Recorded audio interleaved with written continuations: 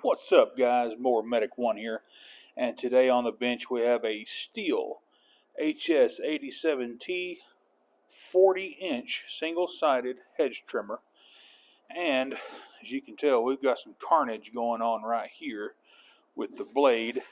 Let's get this thing flipped upside down. Customer actually broke the blade in two here. Almost pretty sure that they might have hit like a chain link fence or something solid got into the reciprocating blade here. As you can tell, that tooth right there is pretty mangled, and yeah, you get this engine spinning at 10,000 RPMs and then you hit something solid, something is going to break. So today we are going to be replacing these blades, and I'm going to show you how to do it. As you can tell, all the way down the blade here, about every 6 inches or so, we have some attaching screws. They're just T27s with 8mm nuts on the backside. Let's just go ahead and get all of these nuts and bolts taken off.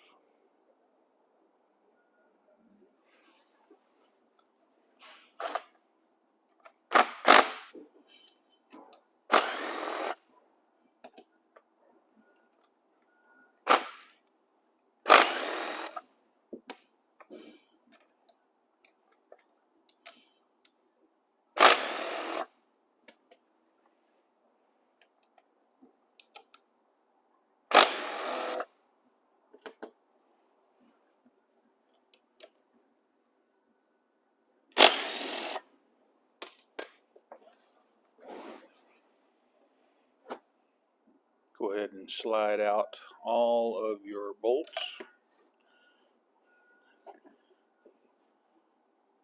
Don't lose the washer or the blade spacer. I like to just keep everything together like that.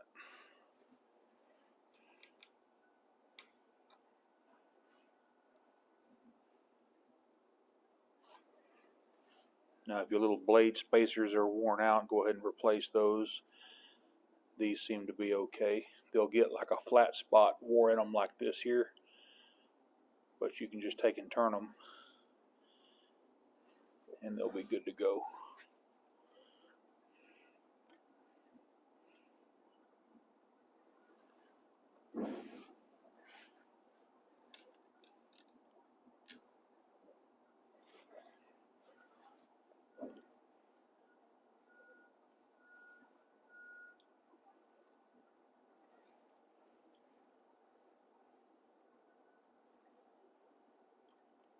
This is where it's in a bind a little bit. It's not wanting to come out.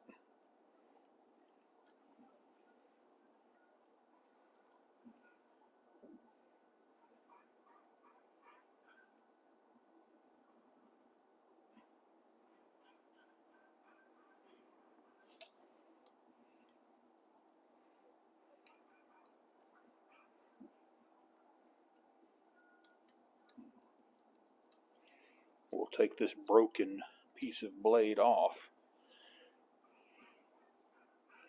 Oops, don't forget this spacer.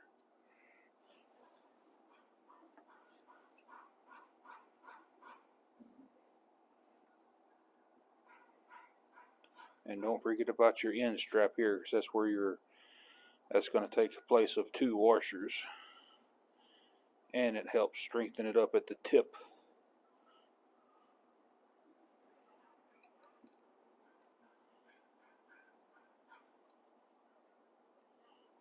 Come on out of there. Alright. Take this broken piece off of here.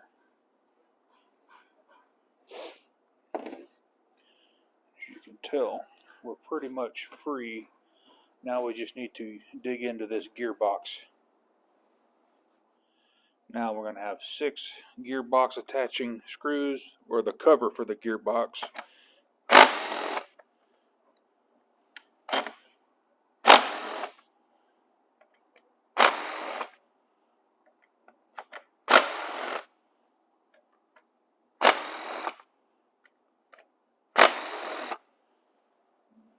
They're also T27s. Now don't mix up the screws that you take out of the gearbox here with the screws that you take out of the blades. Even though the screws are physically the same size with the same head, they're different thread pitch. This is a self-tapping metal screw and this is a machine screw, so don't get these mixed up because they will not interchange. Now we're just going to ease the cover off, being careful that we don't mess up the gasket here.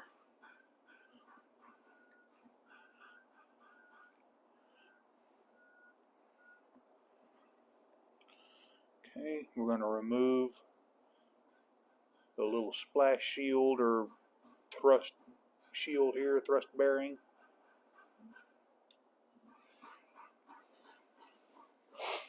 And carefully, and I mean carefully, remove the connecting rod, being careful not to disturb the roller bearings. As you can tell, this gearbox is pretty dry, so it hadn't had the service that it has needed. So carefully we're going to take the spur gear out of here.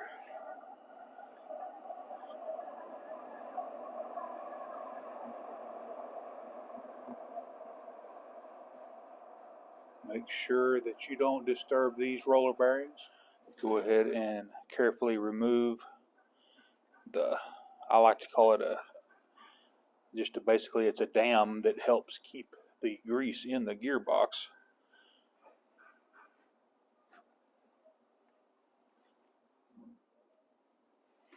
Alright, so now we're going to remove the last two screws.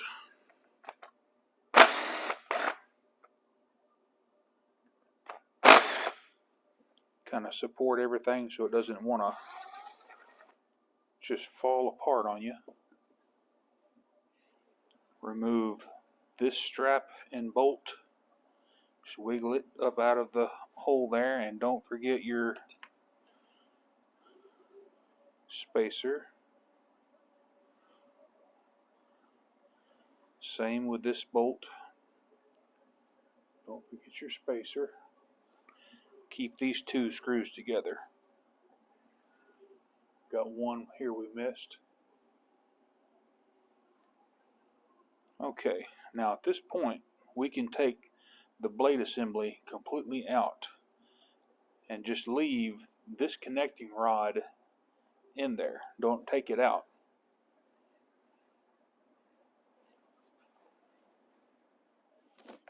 Carefully.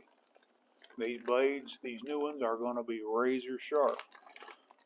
So I suggest, wearing some thin gloves and or just be super cautious. I'm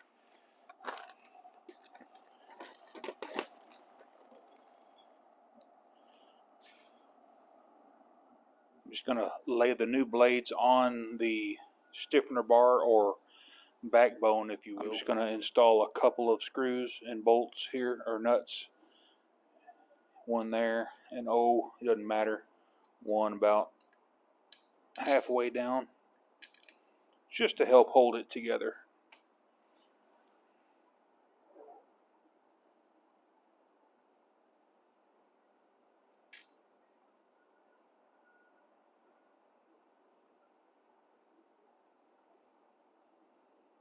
Don't tighten anything up yet though. Now that we have the blades on our stiffener bar here, we're going to ease this blade assembly right in this channel. We're going to hook the connecting rod pin, which is on the other side of here, right like that. We're going to easily set it right in the connecting rod hole there. Alright, so I'm just going to slide me a 2x4 right underneath it here, just to help support and make everything stable the best we can. And we're just going to take and slide right into that connecting rod assembly. I'm gonna move my board down just a little bit. There we go. That's a lot better. Everything's level now, and we're in over here, right here. Once I get that bottom blade in, I'm gonna go ahead and set the spur gear in. You know you have it right whenever everything is just nice and free and not binding up, when you can do that right there. You know without a shadow of a doubt that you have any bearings out of place. Now what I like to do is rotate my spur gear just like that right there. That way we have a straight shot to reinstall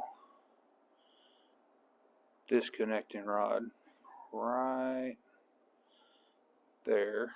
And we're not going to push it down all the way because we have to slide forward this set of blades right there, and boom, we're good.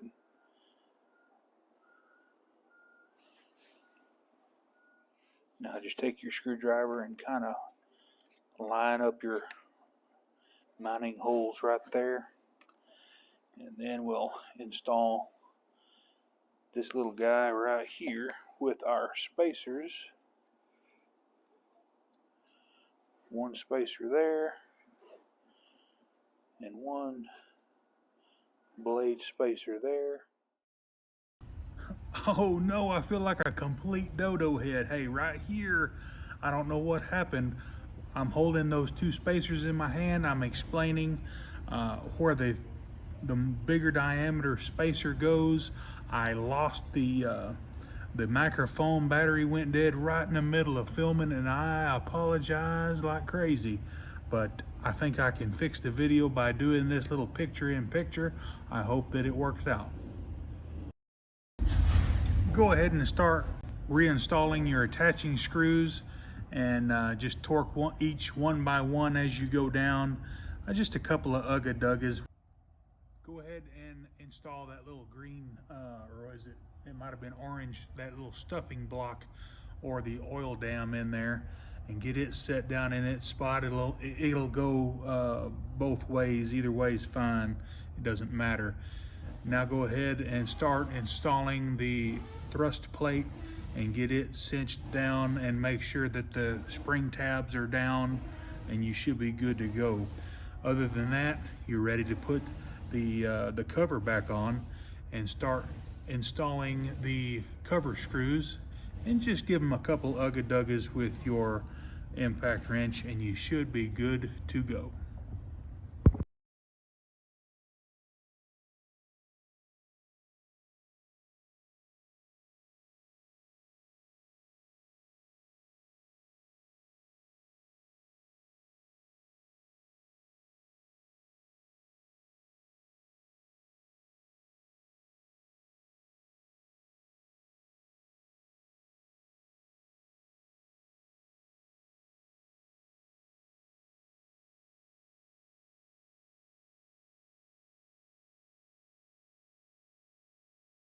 Go ahead and remove the plug that holds where the oil or your grease goes for your gear case. And go ahead and fill your gear case full of grease. I'm going to use the Echo gear case grease in this instance. It's good stuff. It's high temperature and high tack. It's just good grease.